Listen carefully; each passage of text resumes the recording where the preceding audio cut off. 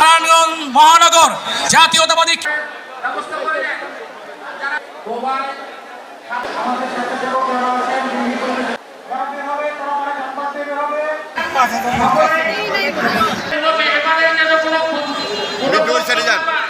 এখন দুপুরটায়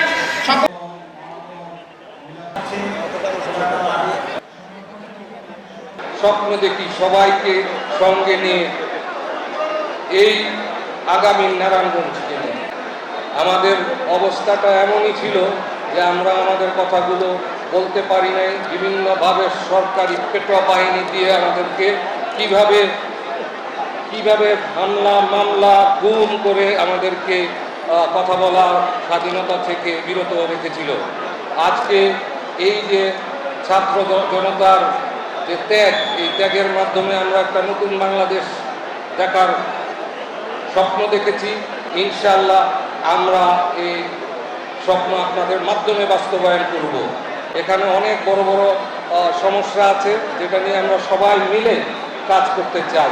বন্দরে কোনো ভালো হাসপাতাল নাই, আমরা সেতুর অনেক সমস্যা, এখনো স্বাধীনতার 54 বছর পার হয়ে ধনী একটা জেলা, এই জেলাতে এখনো নৌকো দিয়ে বেশিরভাগ মানুষের যাতায়াত করতে হয়। আমাদের একটা ইচ্ছা, আমরা সবাইকে নিয়ে এই কাজগুলি আমরা করব। শহরে আমাদের যানজট আছে, ট্রাফিক আছে, মাদক সমস্যা আছে, কিশোর গ্যাং নামে যেই ছেলেপিলেগুলিকে নিয়ে ব্যবহার করা হচ্ছে রাজনৈতিকভাবে, আমরা সেগুলি নিয়ে কাজ করতে চাই। যদি আপনাদের সবার সহযোগিতা থাকে ইনশাআল্লাহ আমরা কাজ করব। সেটা হতে হলে জনপ্রতিনিধি হতে হবে, বিষয়টা এরকম না। জনপ্রতিনিধি হয়েও করা যায়, জনপ্রতিনিধি না হয়ে করা যায়।